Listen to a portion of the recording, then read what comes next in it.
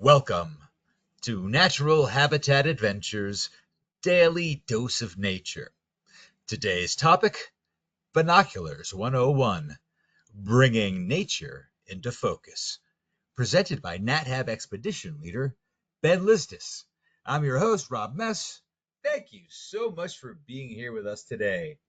Ben, take it away. Thanks, Rob, and thanks everyone for joining us today. Really excited to talk to you about what I think is one of the most important tools any wildlife or nature enthusiast can have when either just hanging out in their own backyard or traveling the globe looking for exceptional experiences. Just a little bit of an overview of what we're going to talk about today. I'll give you a brief introduction about who I am and why I'm qualified to talk about binoculars at length. We'll talk about the benefits of carrying binoculars with you, why bring them with, some of the terms and concepts to be familiar with, trade-offs in terms of how the binoculars work that are related to those terms and concepts, some of the features in binoculars that you want to consider, and then a brief little discussion about atypical binoculars, or kind of what I would call oddball binoculars. We'll follow that up with a really quick overview of spotting scopes using a lot of the same language, concepts, and terminology that we did with binoculars. So that'll go real quick because you guys will be experts by then.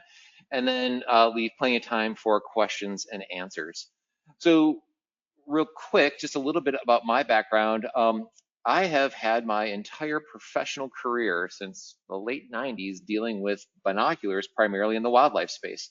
I worked for 18 years in bird watching. Was helping ran a store where we sold binoculars to bird watchers, a little place out of Wisconsin called Eagle Optics. So I'd go to bird watching festivals, I would lead bird watching tours all over the world, and really enjoyed that, giving people, like I said, access to information and tools to make these experiences better. Currently, what I do is I do business development for Swarovski Optics, a high-end European manufacturer of binoculars. What does business development mean in this space? I essentially work outside of our core markets of bird watching and hunting. So I work in expedition cruise, safaris, general wildlife travel is what I work with. Hence, a strong working relationship with NatHab and the wonderful experiences they provide. But all that to say, as we go through the questions and answers later on, feel free to ask me anything about any and all binoculars. It's not just a Swarovski optic thing. I know them all very well. If there's any birders, we can really get into the weeds if you guys have questions there. So with that, let's go ahead and just kind of start with a little bit about binoculars. So I always consider binoculars to really be like a wildlife travel superpower. It really is like having this analog instrument that can turbocharge one of your primary senses, and that is your sense of observation. And it's really cool. I mean, by and large, binoculars are pretty analog. No batteries required, no software updates. They're reliable, they're durable, and it is something that allows you to see way beyond what you typically would. I kind of, in the context of safari, I often think of it as seeing beyond the big five. The first time I ever went on safari, which was just a couple of years ago, I was shocked that not everyone in the vehicles carried binoculars with them. I thought it was going to be like bird watching, but we were looking at mammals. Turns out a lot of people don't think binoculars are critical for safari, but let me tell you, to be able to see all of the things beyond these bigger animals, like the lilac-breasted rollers or secretary birds, or when we get into snakes and even amphibians and all sorts of the other wonderful things, the insects out there. There's so much to see, and so it really, having this tool lets you really kind of get the depth and the texture of all the nature around you. So that's my pitch for why I would bring binoculars almost anywhere that I go. And then, now we'll talk a little bit about, like, okay, so let's say you're convinced, I'm gonna bring binoculars with me. If you don't know much about them, we'll talk a little bit about what the numbers mean, and then how to pick out a pair of binoculars. So real quick tour of the anatomy of binoculars here. Got my little laser pointer up here. So on the back end of the binoculars, right here, you got the eye cups. This is what you put your eyes up to. They'll rotate up and down. I'll talk a little bit about that later. And then you've got the ocular lens. This is the lens you put up to your eyes. This is the lens that does the magnification in the binoculars. As we go to the front of the binoculars, the big lens on the front end, it's called the objective lens. Just think of that as a lens that you point at the object. You've got a center hinge down the middle of the binocular that allows you to squeeze the binoculars closer together or further apart to accommodate the distance between your two eyes. You've got a focus wheel, and this focuses both barrels in unison, so you can focus at something maybe 15 feet away, as well as focus on the moon or a distant mountain range at infinity. And then with almost all binoculars, especially for wildlife watching, they'll have what's called a diopter on them. It's either going to be incorporated on one of the eye cups or within the focus wheel. What the diopter does is it adjusts your right eye to match your left eye in the event that each eye, they have subtle differences between them. It's typically a one-time adjustment. So as you pick up the binocular, you're constantly focusing near and far. A diopter adjustment is something that you do initially when you have a pair of binoculars, get them set for you, and then you just leave it sit. So it's kind of like adjusting a car seat. You don't necessarily have to adjust the car seat every time you get in the car unless someone else drives it and they change the adjustment for you. So that's a little bit on the diopter right there. So the first thing I want to talk about is the numbers and what the numbers mean with binoculars. So typically you'll see this, like this binocular right here is a 10 by 42. The first number is always going to be smaller than the second number, and that first number refers to the power of the binocular, so how much magnification the binoculars have. That second number, which could be a 25, a 32, a 42, that's the diameter of that front objective lens in millimeters. And the size of that objective lens will determine how bright the binoculars are, how much light they collect, and also physically how big and heavy the binoculars are going to be. So with anything with binocular related, there's always trade-offs to be made. We can kind of look at a range that's optimal here in terms of configurations, but binocular choice is a game of trade-offs. So when we look at magnification, some of the trade-offs that we make, so we take a look at this owl kind of perched here in this, looks like a soccer thing. You never see owls there in this type of situation, but for demonstration purposes, this might be what your image looks like at 0 magnification. At 8 power, you're seeing the owl up close, but you're still seeing a lot of what's to its left and to its right. And then say at 12 magnification, you're just seeing its head right here. So what this is illustrating is how as you increase power, you're seeing a closer view. However, number one, your field of view decreases. Here I can see the context with which this owl is mounted. Here I can see kind of a little bit of what is around the owl, and here I'm pretty much just looking at its head. So my field of view is getting smaller as I go from left to right. The other challenging trade-off is as I increase magnification, and there's not really a good way of illustrating it in a PowerPoint, but any magnification that happens as power increases, any movement in your upper body gets magnified. So if I'm using 10 power binoculars in a canoe or on a boat, for instance, the movement of the waves is going to be a lot more noticeable at 10 power than if I was using 8 power binoculars. So all this to say, as you increase magnification, field of view gets narrower, it becomes more difficult to hold the binoculars steady. By and large, I would say they become a little bit more challenging or difficult to use. Typically, I would say, anything beyond 10 power, you're really going to get into more specialized binoculars. So more magnification isn't always better. And sometimes the fact that lower power is easier to use just makes things like 7 or 8 power binoculars really a better, well-rounded choice. And we'll talk more about that when I go into kind of some personal recommendations that I have.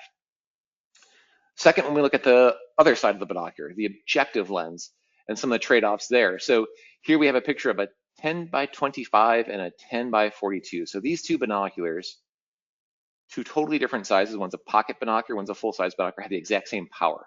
So all this to say, magnification has nothing to do with the size, the shape, or the weight of the binoculars. It's all that second number with the objective lens. So the trade-offs here, you get something nice and portable and lightweight with the pocket binocular. However, the low light performance is going to be noticeably better with those bigger front lenses. So what the objective lenses do in binoculars is they collect the information. So you can think of the amount of information coming to your eyes.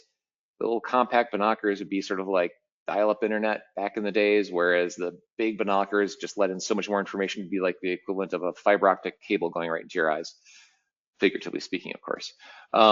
And then there's also, like I said, the compact and lightweight versus image brightness and resolution. So that's going to be the big trade-off you're making in size right there. So performance tends to favor bigger size binoculars to some extent, all things being equal quality-wise. But, first and foremost, always be sure your binoculars are comfortable to handle and to hold. So if you have a really big pair of binoculars and they're no fun to carry around, maybe they aren't serving you very well. Exit pupil. So this is how these two numbers combine. This is going to be the only math of the entire webinar. And I generally would be reluctant to even get into the math of optics, but I think this illustrates a really interesting relationship here. So the exit pupil is a shaft of light that exits the backside of the binoculars. If you hold up any pair of binoculars to a light source, don't look at the sun with your binoculars, but just, you know, blue sky, at arm's length, you'll see these little dots of light coming up the side, back of the binocular. This is a shaft of light that hits your eye, exiting the binocular. That's why it's called the exit pupil. The size of that shaft of light is determined by dividing the objective lens size by the power. So an 8x42 binocular will have a 5.25 millimeter shaft of light hitting your eyes. Let's say this is a 10x42. So I have same size binocular, I want to bump it up to a 10 power. I go down to a 4.2 millimeter shaft of light. And this becomes relevant in terms of how your pupil is dilated. So here in the middle, I've got a pupil, an illustration of an eye, and this pupil is dilated down to, I'd say, probably about 2 or 3 millimeters. So that's, you know, during daylight. With a compact binocular, you can see that this is an 8x20. It's got a 2.5 millimeter exit pupil. Probably not going to be much of a difference between this compact one and this big 8x50 binocular in the middle of the day when your pupil is dilated down. But in low light, dawn and dusk, when wildlife is most active, your pupil gets larger. You want a binocular that's going to be delivering a larger shaft of light to your eyes. So this is going to favor lower power binoculars and larger binoculars. I would say optimally exit pupil between 3.5 millimeters plus is where you want to be for good low light performance. To some extent, you can cheat that a little bit by having really high quality binoculars where the intensity or the amount of light that's getting to your eye just within that exit pupil is greater just with light transmission. And that kind of gets into the issue of quality, which we'll talk about in a bit as well. So now that we know what the numbers mean, let's talk a little bit about some of the features of binoculars that you're going to want to pay attention to. And we'll also talk about how these features might be impacted by the magnification of the binoculars, the size of the binoculars. And first, one of the ones I think is most important is field of view. So field of view, we talked a little bit about when we talked about power. It is how much you can see to your left and to your right as you're looking through binoculars. There is no downside to a super wide field of view. The bigger window that you have to look through, the more action you can take in at once, the more of a landscape that you can scan and survey. So a wide field of view is really nothing but an asset. There's no downside to it, like say with magnification, how you can have a binocular that's difficult to hold steady. Field of view is nothing but pluses. Field of view is not dependent on how big the binoculars are. And a lot of people tend to think, you know, well, if it's got a really big lens on it, it's going to have a wide field of view. That's not the case. Field of view is mostly tied to the first number, the power of binoculars, not the objective lens size. Higher magnification binoculars will have a narrower field of view. When you look at binocular specifications, and so let's say you're looking at 10x42 Swarovski Optic EL, for instance, you know, all binoculars will have certain specifications, whether it's weight that might be unique to them or field of view, but field of view is typically expressed as X feet at 1,000 yards. So 400 feet at 1,000 yards. That means that if I am standing here and I'm 1,000 yards from this tree line, I can see 400 feet, for instance, to my left and to my right. So X number of feet at 1,000 yards is typically how you will see that expressed in a catalog or on a website, that kind of a thing. Another feature that you're going to want to pay attention to with binoculars, especially if you're an eyeglass wearer or if you're using binoculars with sunglasses, for instance, is something called eye relief. And eye relief is going to be a specification that lists how far the lens on the back end of the binocular is, so the ocular lens you put your eyes up to, how far that lens should be from the surface of your eye. So there's an optimal distance here. It's called eye relief. Typically, we want to see something around 15 millimeters or greater if you're an eyeglass wearer. And the way that you would use your binoculars to accommodate for wearing eyeglasses is these eye cups that we talked about there on the back of your binoculars. They typically will retract, so you can twist them up or down. On the lower image right here, you can see the eye cups are retracted out, right? So these eye cups are twisted out. This person's not wearing eyeglasses, and the function of this eye cup is to create the proper distance from this ocular lens to the surface of your eye, 15 millimeters, let's say in this case. If you're wearing eyeglasses, your eyeglasses act as a barrier to stop your binoculars from getting in closer to your eyes. And essentially your eyeglasses take the place of these eye cups. So the functionality of these eye cups go away because your eyeglasses are pushing the binoculars out. So you would twist the eye cups down with binoculars on, or with eyeglasses on, or with sunglasses on, have them twisted out like you see in the bottom here if you are not wearing eyeglasses, if you have contacts in, etc. Eye relief is something that most full-size and mid-size binoculars, so full-size being 42 millimeter and bigger, mid-size binoculars being 32 millimeter binoculars and bigger, they have plenty of eye relief. It's not difficult to find binoculars with adequate eye relief. If you're looking at compact binoculars, there's a lot of compact binoculars in the market that don't have great eye relief, meaning that they really wouldn't be very suitable or very comfortable to use with eyeglasses on. You'd get a little bit of like a tunnel vision as you look through them. So I'd say it's a specification to particularly take a look at if you're looking at pocket or compact binoculars.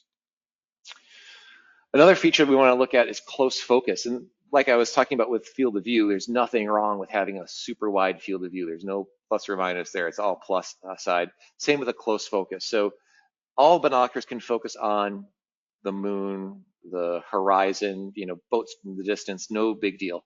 But there will be a limitation of the close focus that binoculars have. And this will be just a specification like field of view or weight that you just look up in the binoculars. This pair of binoculars has X, foot close focus. So almost always expressed in feet. My recommendation is to pay attention to this. Number one, you never know what amazing things happen at a small scale very close to you. Going back to experience I had on safari where we were looking at some elephants in the distance, and then at a tree, I want to say within 10 feet from us, at the base of a tree, one of the participants saw a snake, and there was a boa constrictor that had wrapped itself around a spring hair, and with the naked eye, you could just kind of see what was going on. But with binoculars, even though this event was happening within 10 feet of us, with binoculars, we could identify the prey animal in this. We could see the boa constrictor's eyes rolling back in its head. The experience was totally different. And those of us who had binoculars that could focus within 10 or 12 feet were able to see it. There were a couple people on the trip that had binoculars that maybe had a close focus of 15 or 20 feet, and they had to borrow binoculars to see this event happening. So that's just one example of why close focus, I think, is really, really super to have in binoculars, and definitely a specification to keep in mind. Anything kind of 12 feet or closer, I'd say is optimal if you can get it. And a lot of binoculars will have a good close focus these days, but like I said, pay attention to that specification. And then the other specification that people often wonder about in binoculars is the price tag. So we're going to talk a little bit about quality and cost of binoculars and some of the amongst the trade-offs here.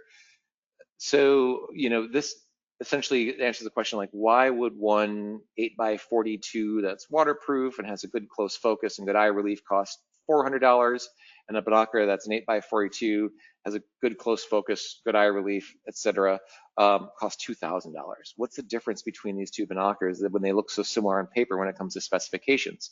And this gets into the concept of quality with binoculars. So I think of it, quality as being twofold. One is going to be the mechanical integrity of the build quality of the binoculars, and secondly, the optical performance. What's it like to look through them?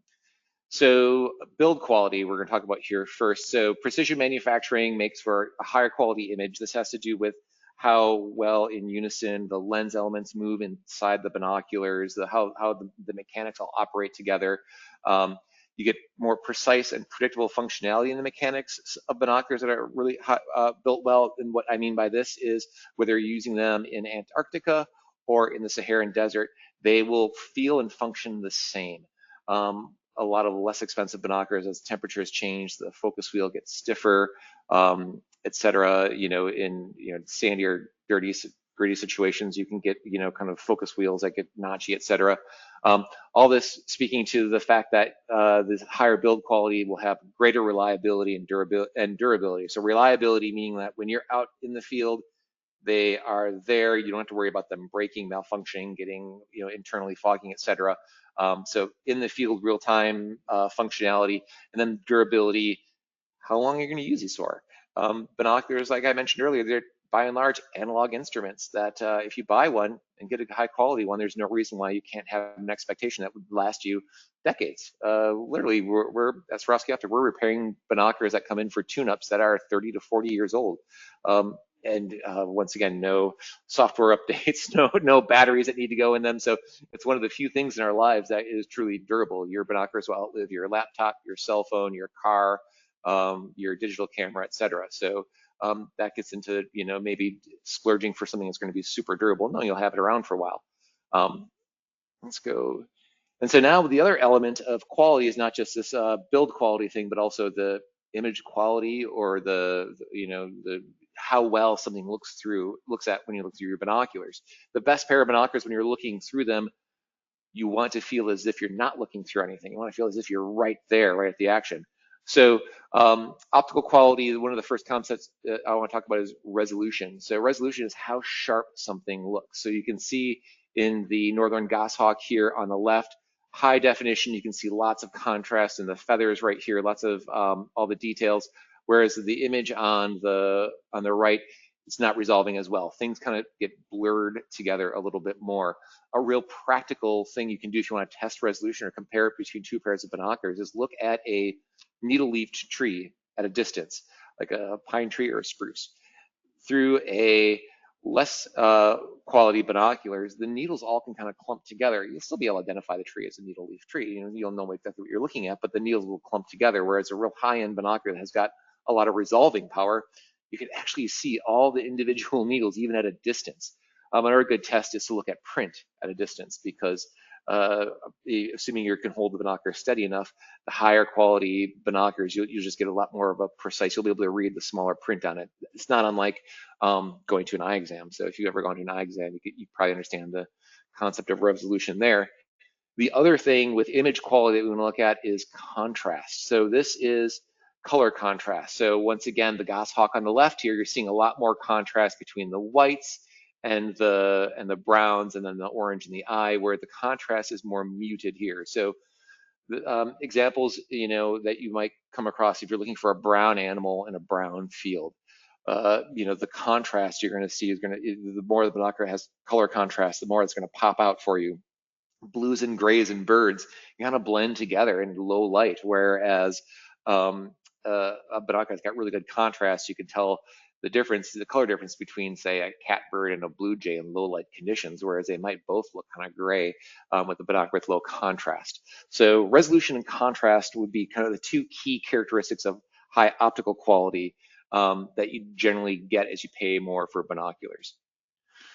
Getting back to one other aspect about binoculars and durability and build quality is waterproofing. So binoculars, the technology is pretty ubiquitous to make binoculars waterproof. However, the reliability of the waterproofing can vary depending on the price point. Typically, binoculars that are waterproof are fully sealed and nitrogen purged. So here on the left, you can see what the insides of what barrel of binocular looks like. You've got lots of airspace dotted by mechanical components, and then a series of different lens elements.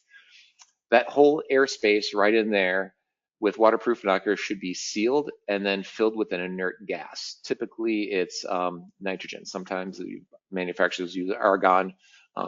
One is no more or less inert than the other.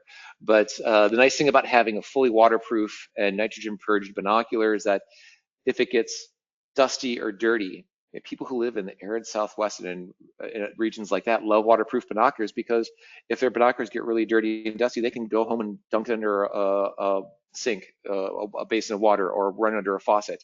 If I am out somewhere where I'm, say, going on a pelagic birdwatching trip and I'm getting saltwater spray all over my binoculars, or I'm sea kayaking, I can get back home or to my hotel and run my binoculars under a faucet. So it's a great way of maintaining the cleanliness of your binoculars if you're doing things that get them rather dirty. And if you're out adventuring and going to wild places, I hope your binoculars are getting dirty. So that's one thing with waterproofing. It's a great tool, even if you don't plan on getting your binoculars wet, just for the sake of cleaning and maintaining them. So now what we'll do is talk a little bit about what I call atypical binoculars. So these would be things like image stabilized binoculars, digital binoculars, and focus free or individual focusing binoculars. So these are things typically not seen commonly in the wildlife watching space, or they have features in them that go above and beyond most binoculars. So image stabilized binoculars would be binoculars. Canon makes them. A line that's pretty popular. You can press a button on them and it stabilizes the image, meaning any movement of your upper body gets mitigated through electronics in the binocular, essentially. They work really well. The image stabilization there's nothing gimmicky about them. Typically, you'll see this with handheld high magnification binoculars, 15 power binoculars, 18 power binoculars. The image stabilization is almost necessary. If you're using binoculars in a helicopter or on a moving boat, image stabilization can be super handy. Downside of image stabilization is that it adds bulk to the binoculars. It makes them bigger, heavier. It will add cost to the binoculars as well. And typically with the electronics involved, you don't get a lifetime warranty. Analog binoculars typically have a lifetime warranty on them, but once you start incorporating electronics into it, you don't have quite as much warranty runway. But if you need the technology, if you've got an essential tremor, or if you're in a situation where you're on unsteady ground or in a vehicle, they work. Digital binoculars, this is a concept where you can have binoculars with a built-in camera. Swarovski Optics, 2 years ago, we released a pair of binoculars that have AI technology in them. We partnered with the Cornell Lab of Ornithology, where you can press a button and in the display of the binoculars, it will actually identify birds for you.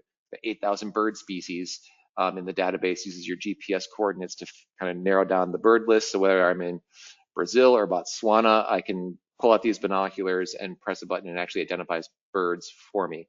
Not for everyone in terms of, I don't know about you, I like identifying birds myself, but it's technology that's out there, and we're going to be seeing more and more in the digital binocular space as time goes on, whether it's for taking photos, identifying birds, doing a live stream to a phone. It's all coming. Lastly, individual focusing binoculars, and this is also the same as typically focus-free binoculars. So instead of a binocular that has a focus wheel that focuses both barrels left and right, near and far, these would be binoculars that have just a kind of a basic focus on each barrel, left and right, and they'll typically be used for astronomy. So where you might come across them as a focus-free binocular, they're meant for looking at things at a distance that go left to right. So navigation, astronomy, they're great. For things that move towards you and away from you, so like wildlife always does, I would not recommend focus-free or individual focusing binoculars. Typically, the downside of those types of binoculars is, well, number one, if you do need to adjust the focus on them, you'll have to do each eye separately. Secondly, though, they often have a very poor close focus. We're talking maybe 30 feet or so. So if you're looking at binoculars that says focus free, I would say, maybe good for sporting events or astronomy, like I said, but maybe not for wildlife watching. So when it comes to my recommendations on binoculars, here's kind of a little synopsis here. So more power can often be more challenging to use. So don't get drawn into the bigger the better, the stronger the better mindset. More magnification can, like I said, just be a little bit more challenging to use, and ultimately you're going to perhaps end up seeing less. Binoculars should be easy to use and easy to handle. So mechanically, they should be predictable. You should be able to fit comfortably in your hands. They should be not too heavy. So once again, that mindset of, well, bigger binoculars collect more light, but you don't want to be carrying around some astronomy binoculars as you're going on an expedition trip or a safari or touring around, the national parks. There's no need for that. So you're handling and holding these tools more than you're looking through them by and large. So easy to use and easy to handle. Don't skimp on quality. Your eyes and your brain will thank you. It's no fun looking through binoculars and feeling like you're looking through a dirty car windshield, for instance. And when I get this point about your brain, when we look at things, if we're not seeing a complete picture, your brain will work to fill in all the spaces. You can look through a pair of poor quality binoculars and see a squirrel, and you can understand this is a squirrel, not a bear. But you will get a certain degree of eye fatigue as you're trying to look at, sort through all the detail of whatever you're looking at with low resolution binoculars. So, and of course, quality at the end of the day means you're going to have an instrument that lasts you longer as well. So over the long run, they can maybe make the argument that they pay for themselves. In terms of favorite size binoculars, what I would recommend, so I've been actively using binoculars now for maybe getting on 25 or 30 years. I love 8x32 binoculars. It's a lower power binocular with a wide field of view, 32 millimeter binoculars, generally coming in around 20 to 25 ounces, are easy to carry around all day long. I think that's the perfect size binocular. I've been using 832s for, I'd say, 3/4 of all of my time using binoculars, and I think of it as being the most well-rounded size binocular. In terms of where to shop, this is my plug for the NatHab Nature Store. They sell our binoculars there. The CL Companion 8x30 and 10x30 is two really popular binoculars they have there. That CL Companion 8x30 is such a great binocular for anything, spectator sports, wildlife watching, you name it. So that would be my recommendation in general size binocular. So spotting scopes, real quick, we're gonna cruise through spotting scopes. The concepts are by and large the same. So a spotting scope, think of it as half of a pair of binoculars on steroids. You still got the ocular lens right up here that you look through. You've got the objective lens that collects light. This does the magnification. So you're just looking through one eye instead of two eyes, typically with a spotting scope. So some considerations, spotting scope is not a substitute for binoculars. These are high power instruments. So if you want to see wolves at Yellowstone, for instance, with binoculars, they're going to look like, you know, little furry blobs, dots moving around the landscape possibly. Whereas with a spotting scope, you're talking about magnifications and spotting scopes being anywhere from, you know, if it's got a variable power, 25 power all the way up to 70 power. Whereas binoculars, you know, you're kind of topping out handheld binoculars around 10 power. So you can see how much more magnification is involved. So you're really gonna be able to see detail at distance. You wanna go whale watching or look at shorebirds or ducks that you can't really get closer to. There's no substitute for a spotting scope. But you're always using your binoculars first and foremost. They're handheld, they're wide field of view. So your binoculars will be used to detect what you wanna see. Oh, I found the wolves. Okay, now let's look at the spotting scope, get a closer view at them. And when I say detection, that's because the spotting scope will have a narrower field of view. Your window is a lot smaller that you're looking through to your left and to your right. The other thing to consider with a spotting scope, you have a lot of magnification involved here, so you have to have it mounted on a tripod. So your tripod required, so it's just a little bit more kit to carry around with you, a little bit more weight.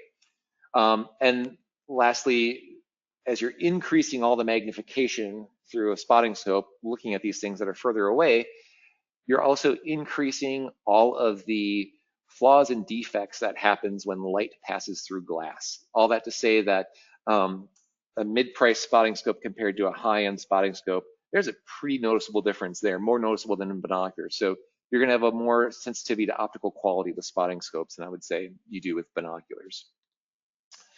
Another cool thing about spotting scopes, and you can do this with binoculars as well, it's just not as easy or neat and tidy to do, but you can pair it with a smartphone. So you can get a mounting bracket to take the camera on your smartphone, line it up with your spotting scope, and you can shoot video, you can shoot photos, share them with your friends in real time, etc. It's really, really cool. Another thing about that is if you have a phone mounted up to a spotting scope, you can have a whole group of users gathered around looking at the same thing at the same time, as opposed to just one user with their eye right up to the eyepiece looking through the spotting scope. So this is a cool thing you can do with spotting scopes, real basic. Of these adapters that you can get can usually accommodate almost any smartphone. There's nothing too technologically advanced about this. You're just, you know, mounting these up together, lining up the lens of the camera to the lens of the spotting scope. So that kind of wraps up pretty much your overview, everything. You guys should all be experts now in this stuff that took me 20 years to figure out. My email address is right up here, ben.lizdas@swarovskioptic.com. Feel free to reach out to me if you guys have any specific questions you want just some correspondence on. You're more than welcome to reach out to me, or Rob or any of the folks at the NatHab webinars to get a copy of this digital publication we did, a guide to safari in Africa. I'd say 3/4 of this guide is the information I just shared with you about, you know, trade-offs between size and magnification, et cetera. So if you weren't taking notes, or if you want this all in like a digital format, this guide to safari in Africa is available. You can email webinars@nathab.com and they can get you a copy of this, or reach out to me and I can send you a copy of this as well. So that's where we are at there, and that's everything I had. So I guess now would be a great time to open it up to any questions you guys might have. If you want me to revisit anything here, perhaps maybe I'll keep sharing my screen in case anyone wants to look back on our slides, but the floor is open for questions. All right. Thank you, Ben. All right. So before we dive into the question and answer session, I would like to remind everyone that if you do have questions, you can submit them via the question field in your control panel. If you go to the upper right-hand corner, you'll see those three lines there. Go ahead and click on those three lines and it'll pop down a menu, go to questions, and from there I will take them and read them for Ben. All right, Ben. So we've had a couple of questions about monoculars. Can you talk a little bit about them? Are they as Yep, good as binoculars or spotting scopes? What are they?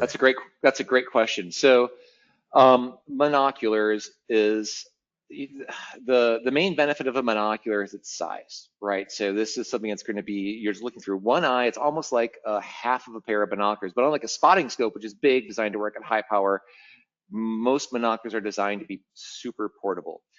There are some downsides with monoculars typically. Number one is there's a much more limited selection of them out there in terms of magnification, objective lens size. They're almost always going to be compact because the main market for these is someone who wants them they can stick in a pocket or a handbag, etc.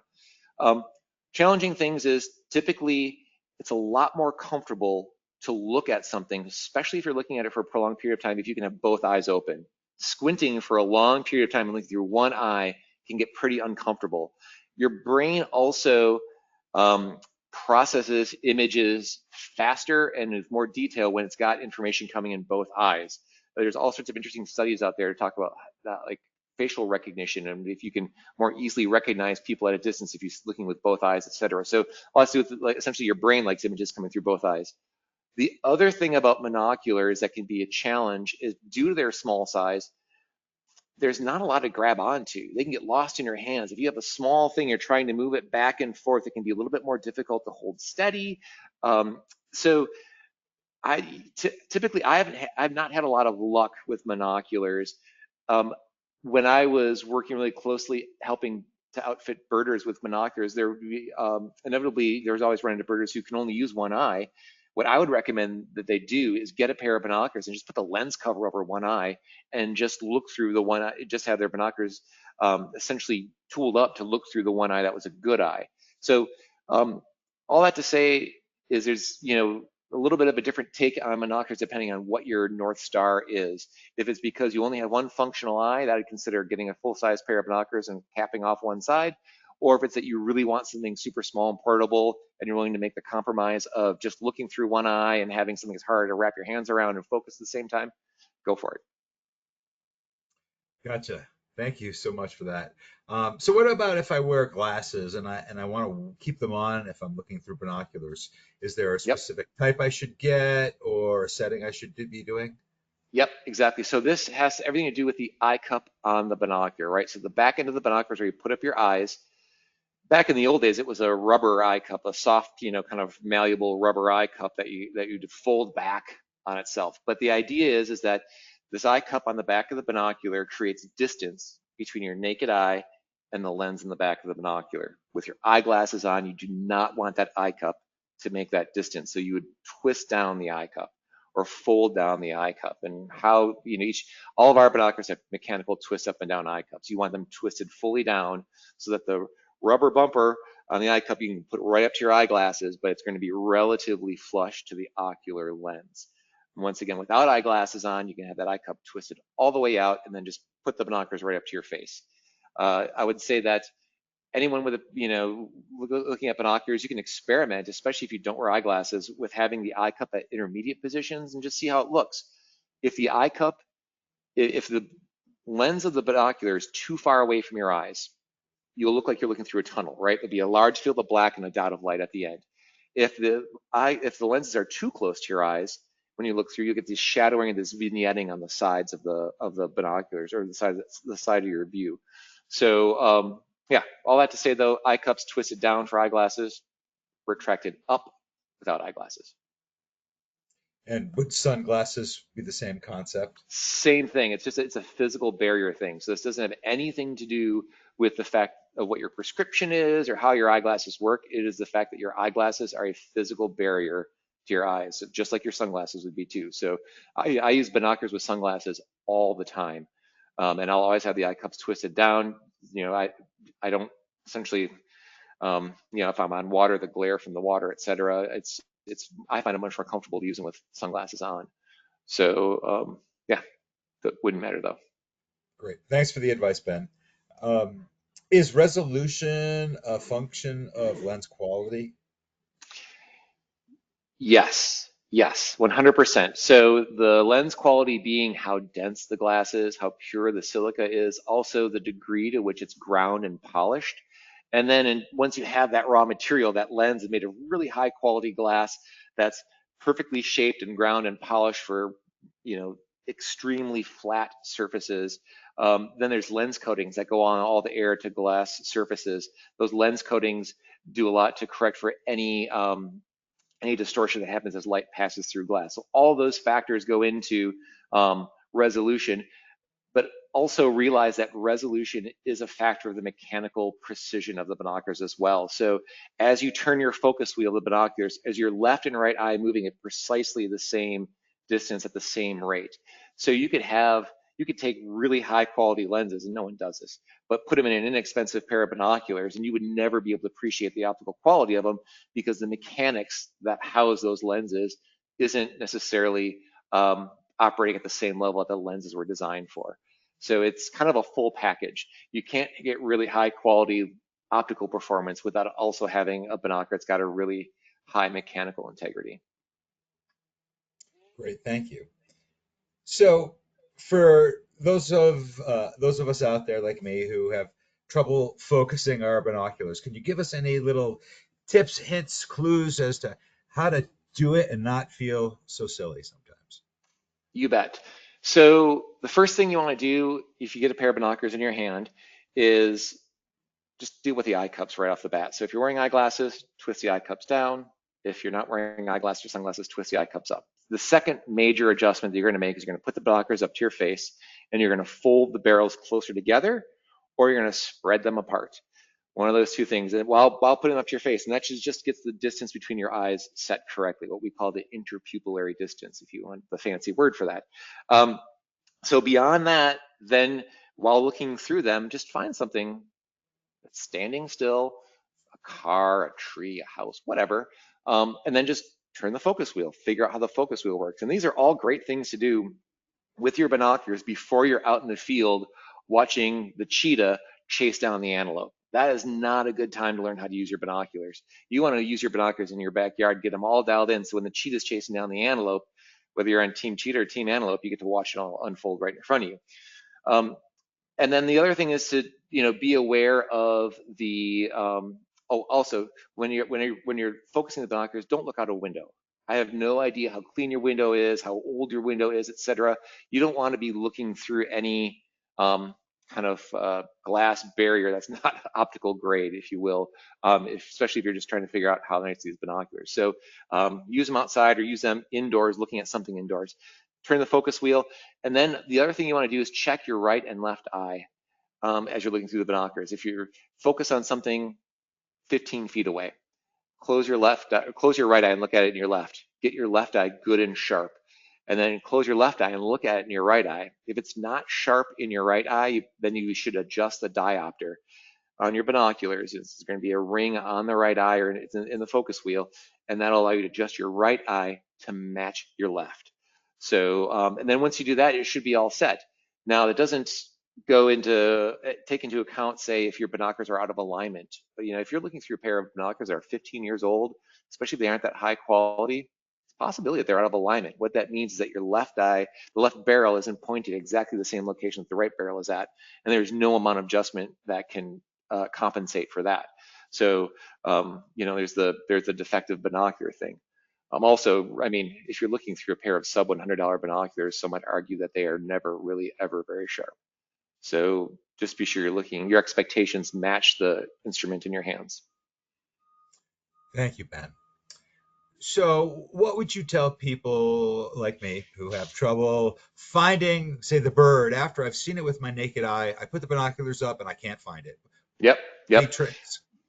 100%. So what you want to do is let's see, I'm going to stop sharing my screen here real quick just so that you guys can see me better. So the key is that first you want to find whatever you're looking at with your naked eyes, right? So essentially, and once you find what you want to see, stay locked in on the bird or whatever you want to see. Take your binoculars, which are in your hands, and put them right up to your eyes without taking your eyes off the prize. So many people who aren't used to using binoculars will see something with their naked eye. Wow, look at that eagle perched on top of that tree. And then they'll go down and look at their binoculars, put their binoculars up to their eyes, and then go try to find it. And what happens then? Your field of view is instantly narrower. How do I find this? So the idea is to find it in your naked eye, stay looking at it, keep your eyes locked on it, and then just bring the binoculars right up to your eyes. The other thing that you want to do is just for holding it steady, don't have your elbows all the way out when you're looking through binoculars. That's going to be a little bit tipsy-turvy. I know you ever see a turkey vulture flying. They're always tipping back and forth. Have your arms in like this. It's going to help you keep things stable with the binoculars. But to address your exact question, Rob, keep your eyes locked on the target and put the binoculars up to your eyes without looking at your binoculars. I appreciate that advice. Thank you so much. And practice. Like I mentioned earlier, these are all things you can practice in your backyard. I don't recommend looking at your neighbors necessarily. Neighbors generally don't like that, but go to a park somewhere. But the idea is get your time in using your binoculars before you're out in the field in a situation where you really don't want to, you don't want to miss once in a lifetime type moments. So, you can have everyday moments in your backyard. Just get familiar with how these tools work. Great advice, Ben. Thanks. So, how does the extreme heat or cold or humidity affect binoculars? Well, it shouldn't. Part of it will depend on the quality of the binoculars, right? So higher end binoculars all have temperature specifications and ratings to, at least European made ones, right? So our binoculars are good to negative, they mechanically they'll perform flawlessly to negative 40 degrees Fahrenheit, and beyond 40 degrees Fahrenheit, the focus wheel might get a little bit stiff. But heat, I've never had an issue with heat, whether it's in the trunk of my car and on the seat in the front, temperatures getting high up in the car, never an issue there. Lower cost binoculars that maybe don't have as nice of adhesives that are using, or the rubber compounds aren't as nice, you can start seeing rubber armoring getting tacky or kind of bubbling up a little bit with the adhesive fails. Inexpensive binoculars, sometimes the rubber armoring can be sensitive to DEET. If you have DEET on your hands, it can kind of interact with the rubber armoring in a negative way. But typically, the higher end binoculars, it's just like use them and leave them. You don't need to worry about them at all. The last thing you want to be doing is being preoccupied with your binoculars. You want to be paying attention to what's out in front of you and not so much the thing in your hands. Is this the functionality of a binoculars? It's a tool to experience something that's out there. So, like I said, invest in a nice high quality pair, and it should be maintenance free. Okay, so let's talk about price points and quality. Um, what do you consider a good price point to be starting at? What's too low? And things. So I would say, in the first $400 improvements come cheap, meaning that like if you spend the difference between a $200 pair of binoculars and a $400 pair of binoculars is pretty noticeable. Once you kind of hit that $400 price point, you're going to jump up closer. Your price is almost going to double before you start seeing the next tier improvements in terms of optical quality and mechanics, etc. If you are spending less than $1,500 on binoculars, pretty much anything that you get out there is going to be sourced out of Asia, mostly China. Some stuff's coming out of the Philippines now. Fewer things coming out of Japan these days than used to. There's a small handful of factories overseas in China and Japan that makes the optics for the bulk of the industry. So for instance, if a Nikon binoculars or Vortex or Bushnell, these guys don't own factories. They will kind of design binoculars in-house like Apple designs an iPhone, then they'll go overseas and find someone to make it for them. Some of the exceptions are going to be some of the European manufacturers that do have factories that make binoculars. Swarovski Optic, for instance, you can go to the Alps and visit our factory and see where we buy raw chunks of glass and rods of aluminum, rods of magnesium, and make things from the ground up. You're looking at our mid-sized binoculars starting right around $14.49 or so. So, and that's going to be for things that are going to, like I said, be at that top tier. But I would say that, however much you want to spend that first $400, you get a good return on that. You can jump up to 800 beyond that for kind of something that's going to be noticeably better in terms of resolution, with the real higher end stuff coming in, 1500 for some of the real flagship models. You're getting up to, $3,000 almost. Once again, I always like to couch in this, well, it'll outlast most of the things that you own and brings you joy. So, but it definitely is one of those things that can be looked at as an investment. So are there brands that you would say that we should avoid, or are they mostly? Mm, with a lot of brands out there, you're not. A lot of the things, similar price points, are coming out of are coming out of the same factories. So what you're buying with a brand, by and large, if you're looking at the brands that don't have their own manufacturing facilities, what you're buying with a brand is going to be things like customer service, some design features, etc. So I would say that price point is probably more of something I would focus on in terms of quality than I would on brand. Uh, Brand would let you know maybe like some brands are easier to work with than others. Uh, and I don't know that I'd necessarily want to mention any of them. They're pretty bad, but there are some bad ones out there. But I would say just take a look at the reputation of the company that makes the binoculars, and that's probably tells you more about the customer service you'll get after the purchase, warranty coverage, etc. And let the price point kind of do the talking when it comes to the quality. If that makes sense. It does, thank you. So can you talk again about why you preferred the 8 by 30 as opposed to the 10 by Yeah, 42? yeah. Um, so 8 power versus 10 power. Uh, I just find eights is a better one size does everything binocular. It's got a generous field of view with that lower power, so I can just pop the binoculars up to my eyes. I can see quite a bit of the landscape immediately, following things that are moving in the landscape, whether it's a bird or a running bobcat or something. Um, 8 power, remember that exit pupil thing we talked about? The lower the magnification, the larger the exit pupil gets. So I can get away with a mid-sized binocular, a 32 millimeter binocular, but it has something that's still going to be rather bright because it's 8 power. So, and the reason I like 32 millimeter binoculars, they're just easy to carry around. So, I don't like having, I'll use my binoculars all day long. I carry them with me all over the place. So having the weight around my neck, it has to be something that I don't mind carrying. I love the binoculars that are convenient, but the ones that get used the most are ones you have with you. So it's got to be convenient to have with you. So that's why I like 8 by 32s. If I am in Alaska, someplace where it's big landscapes, everything's out long distances, I might bring a 1042 instead of an 832. But if I have to have one binocular on a desert island I'm going to use the rest of my life, it'll be an 832. If I'm going to take a second binocular, it's going to be a 1042. That would be like the winning combination. Oftentimes, if a couple is like, we want, to each get our own binoculars, we want some diversity, I'll say one person should get a 10 by 42, one person should get an 8 by 32. So, any advice on how best to clean my binocular lens? Yes. So, first question, which lens are you talking about? You're talking about the ocular lens, the ones you put up to your eyes, or are you talking about the objective lens? Because it's a little bit different in terms of the maintenance that's involved. Essentially, number one, get all the coarse debris off of it. So if there's spots of mud or sand or saltwater spray, like I said earlier, hopefully your binoculars are waterproof. Dunk them in a little bucket of water, run them under a faucet, and just get all the coarse debris off of them. Let them air dry. And then when it comes to image quality and lens cleanliness, your objective lens, the front lens of the binocular, that lens could have a big fingerprint on it. It can have some smudges on it, a couple spots of dust, whatever. It's not really going to impact your view. That lens collects light, and unless it's a large surface area of stuff that's covered on there, you don't need to clean your front objective lenses very often. It's the ocular lenses, the ones you put up to your eyes, the ones that do the magnification. Those are the lenses that I would say are going to be much more sensitive to, or have much greater impact on the quality of your view.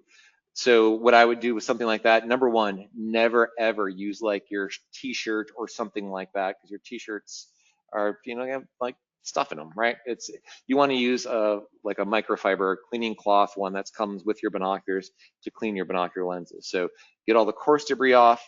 Then you can take your microfiber cleaning cloth and rub on it. You can get maybe some lens cleaning spray that you can use just to spray on the cloth and then just use that to wipe it down.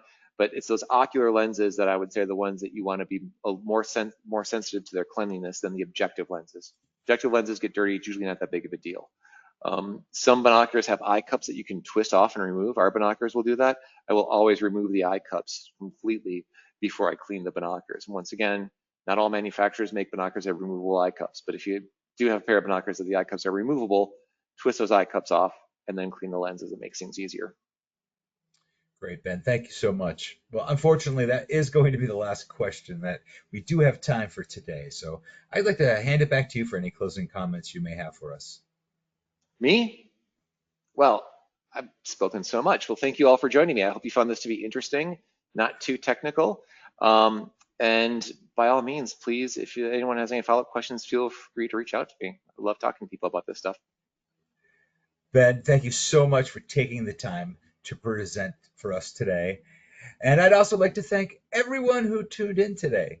So if you are interested in information on how you can travel with NetHab, please give us a call at 800-543-8917, or you can send us an email at info@nethab.com. Our adventure specialists are happy to help you out. Join us tomorrow for our next daily dose of nature. Now, you can check out this week's lineup, including registration links, on our website at nethab.com/webinars. We did record today's presentation, and we will have the replay available on our website soon. With that, I will conclude today's webinar. Goodbye, everybody. We'll see you next time.